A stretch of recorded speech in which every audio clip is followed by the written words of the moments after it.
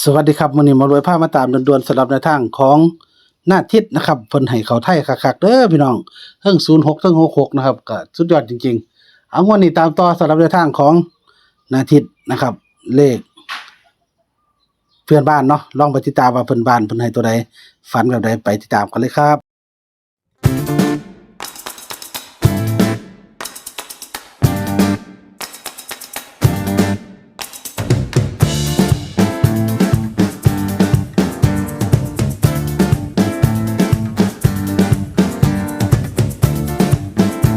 สวัสดีครับหน้าทิศครับ โอ้ดิก ค่ะสวัสดี สวัส ค่ะ ดีค นา รับ ที หมอรวย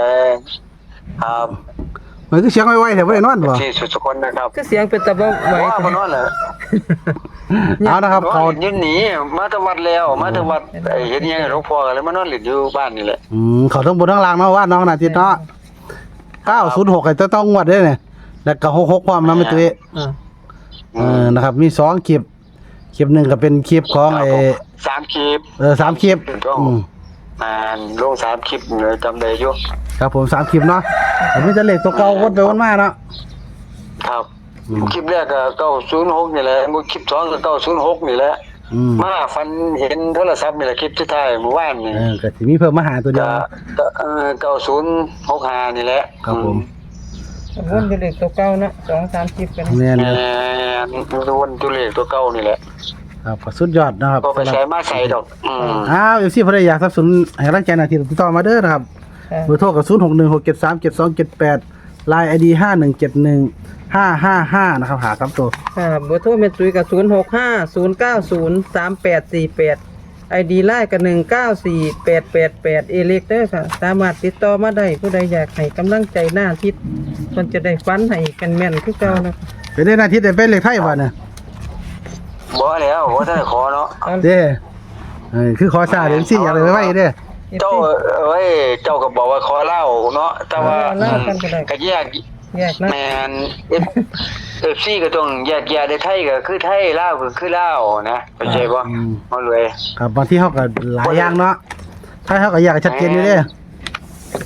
ไทยก็แยกชัดเจนบอกว่าไทยคือไทยนะ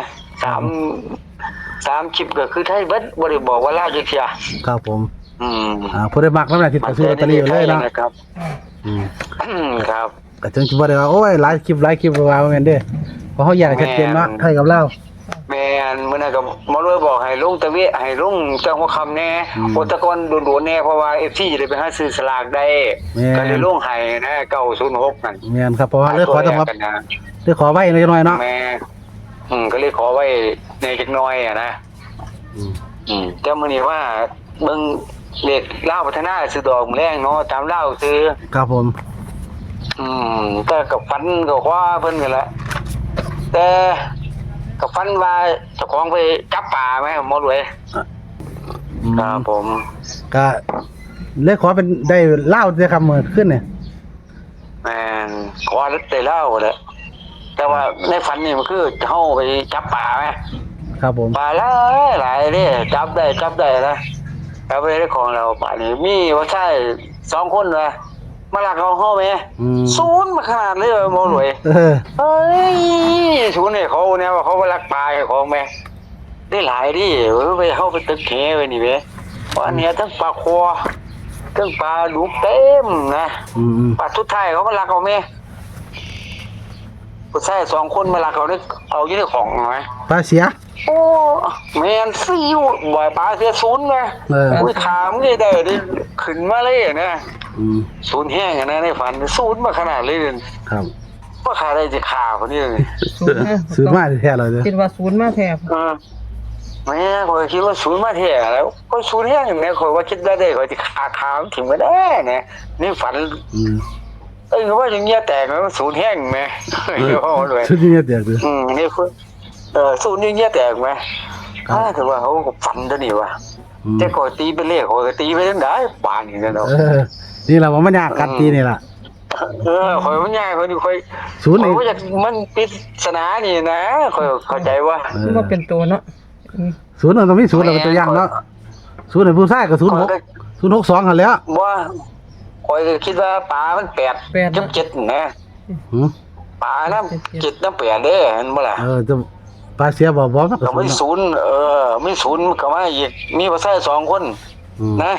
จังเขาตีแล้วข่อยตี828 28ได้ศูนย์บ่ หัวมันต้องเป็นสิปลากับปลายังปลาคอปลาดุก ว่าหลายไปเลยถ้าปลาคอถ้าปลาดุกเหลียว ปลากับน้ำแปดดูไป เอาแปดนะ เพราะปลาร่วมเนาะบ่จะเป็น แม่น ไอ้ผมตีได้ผมตีว่าปลาเนี่ย8เสียกับ0ผู้ชาย2คน8062เลข2คู่8062ไว้ ปลามันเป็นแปด แม่นบ่ อ้าว เสียสิแปดศูนย์ จะ0ผู้ชายกับ06จังซี่น่ะมันต้องรวมเป็น4ได้เพราะว่าไอ้ที่รวม3ก็คือมัน0เป็นผู้ชายเนาะ0เป็นเขาเนาะ แม่น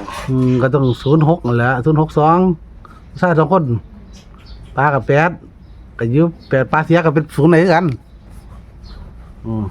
ใช่2คน66ยังไงเนาะหลายเนี่ย ว่ากับว่าปานนั้น6ก็ได้กันอยากเอา8062มายัง ก็แล้วแต่แล้วขอยตีบ่เป็น ตีไป จันอาทิตย์เด้อ บ่คิดว่าปลานี่คือปลานี่ แปดจ้ะ บ่เก็ดกับ8นะน้ำเก็ดน้ำ8นั่นแหละ แปด สรุปข่อยนะ นี่จับปลา78บ่ น้ำเก็ดน้ำเก็ดน้ำ8เด้เพราะว่าเที่ยวก่อนมันออกว่าเก็ด8 078บ่ ข่อยจับปลานะ เด้ น้ำเก็ดน้ำ8เด้ 078บ่ซั่น จับปลาเคยเป็น78 ข่อยคิดว่า2ข่อยคิดตามข่อยคิดว่า28 70แล้วก็ว่าเพราะว่าคนได้ปลาเก็ดก็0แห้งนะแม่นบ่ล่ะเราจะพูดตีเอาเด้อ บ่ ตีก็ว่าใจข่อยแม่น นาทีที่ตัวใดก่อน 2870แล้วก็ว่า 28 แม่น สอง 70 28อ๋อที่28เนาะปลาอีกที่2เด้อเนี่ย เอาตามผู้ฟันไป เอาคุณผู้ชาย2คนนี่ โอ้หัวนะ 8นี่ปลาก็8เด้ ผู้ชายต้องแยกกันผู้ชาย2ก็ต้อง62แล้วเนาะ